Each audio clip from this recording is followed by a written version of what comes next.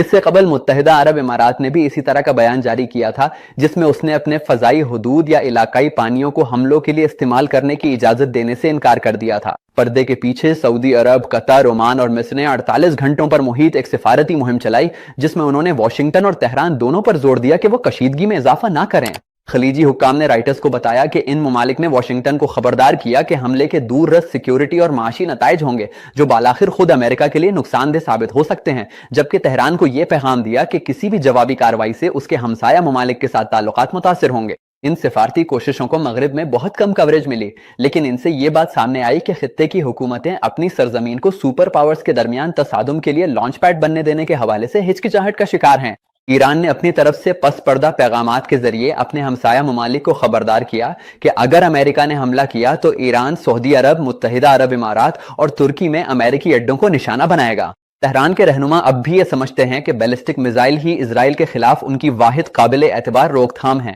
انہوں نے رائٹرز کو بتایا کہ وہ فوجی تصادم کے لیے تیاری کر رہے ہیں، جبکہ ساتھ ہی ساتھ جنگ کو روکنے کے لیے سفارتی راستے بھی تلاش کر رہے ہیں۔ ایرانی حکام نے امریکی نمائندوں سے رابطے بھی معطل کر دیے اور مغربی سفارتکاروں نے تصدیق کی کہ معاشی بحران کے باوجود اسلامی انقلابی گارڈ کورپس اب بھی کنٹرول میں ہیں۔ دوسرے لفظوں میں واشنگٹن اور تہران دونوں جنگ کی بات کر رہے تھے، لیکن ساتھ ہی کشیدگی کو سنبھالنے کی کوشش بھی کر رہے تھے۔ خلیج سے باہر دیگر بڑی طاقتیں بھی اپنی پوزیشنیں بدل رہی تھیں۔ 29 جنوری کو روس نے عوامی طور پر امریکہ کو خبردار کیا کہ ایران کے خلاف کسی بھی قسم کی طاقت کا استعمال پورے مشرق وسطی میں افراتفری پھیلا دے گا، اور تمام فریقین پر زور دیا کہ وہ طاقت کے استعمال سے گریز کریں اور مذاکرات پر توجہ مرکوز کریں۔ کرملن کے ترجمان نے صحافیوں کو یاد دلایا کہ روس نے جنوری 2025 میں ایران کے ساتھ 20 سالہ اسٹریٹجک شراکت داری کا معاہدہ کیا تھا، جس سے تہران کی بقا میں ماسکو کے بڑھتے ہوئے مفاد کو اجاگر کیا گیا۔ اقوام متحدہ میں چین نے سلامتی کونسل کو بتایا کہ امریکی فوجی مہم جوئی اس خطے کو افراتفری کی طرف دھکیل دے گی۔